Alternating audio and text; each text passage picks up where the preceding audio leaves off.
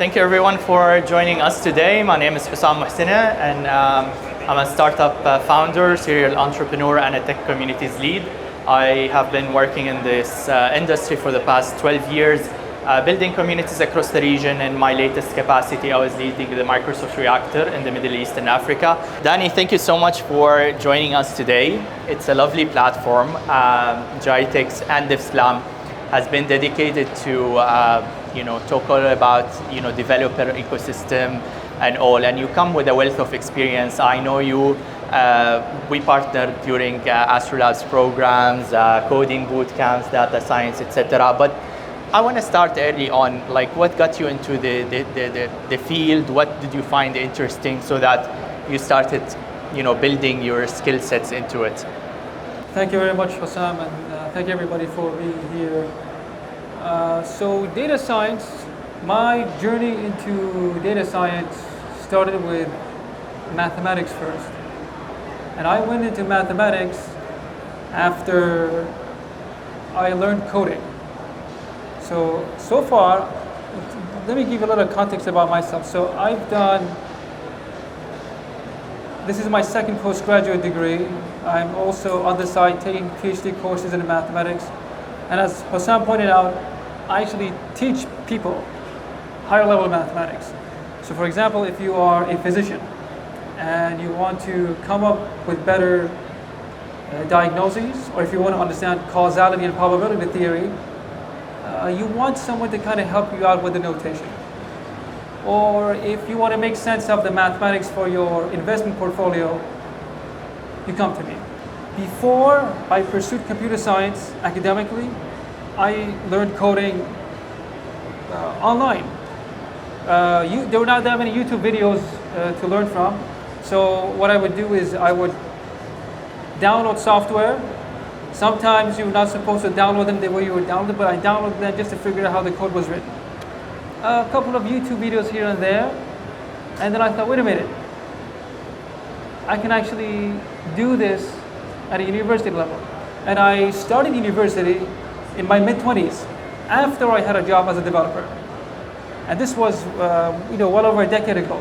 Lots of the things that we work on day to day are new fields, new directions, new technologies, and this is an opportunity for lots of people who are transitioning between different fields, or they build a career in one technology to start and see how they can map into that knowledge and use different things, add them into their toolbox. And what I loved about the journey that you mentioned is that it has this self-taught journey, but then you also have the belief in the formal education, which is still necessary for lots of roles that you will follow.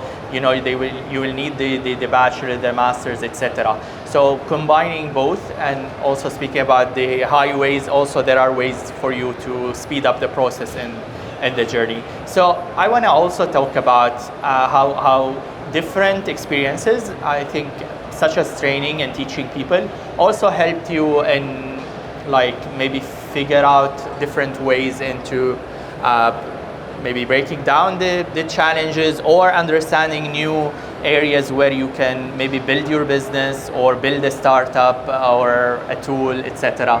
What I'm going to emphasize here is, look, if you want to be good at data science, if you want to apply any component of data science, be it data engineering, be it machine learning, you have to understand what those components are.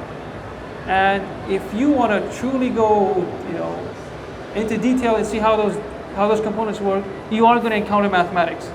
So one way or another, you're going to end up finding yourself with some sort of mathematical expression.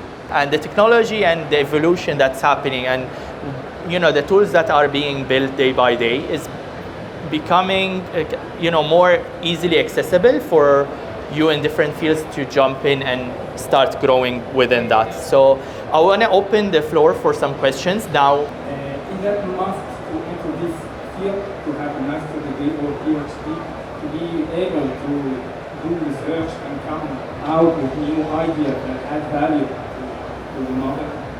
I'll just say this, a PhD or a master's is a proxy.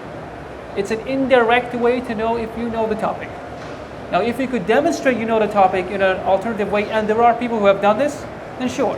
So if you start developing your skill set in that direction and you are already working on the leading edge of technology and coming up with new ideas, actually getting the masters is not going to be difficult. It's just a byproduct because you are already within that field in the research direction, not by classes.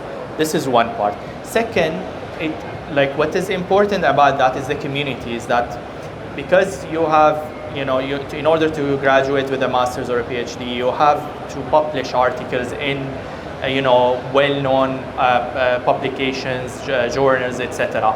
And these are reviewed by experts. So it becomes more of a community of more experts validating other experts. So it's not just about the namesake, it's being part of that getting that validation from the scientific community that you are working in the right direction. So it is still important, but still you can do lots of things without necessarily having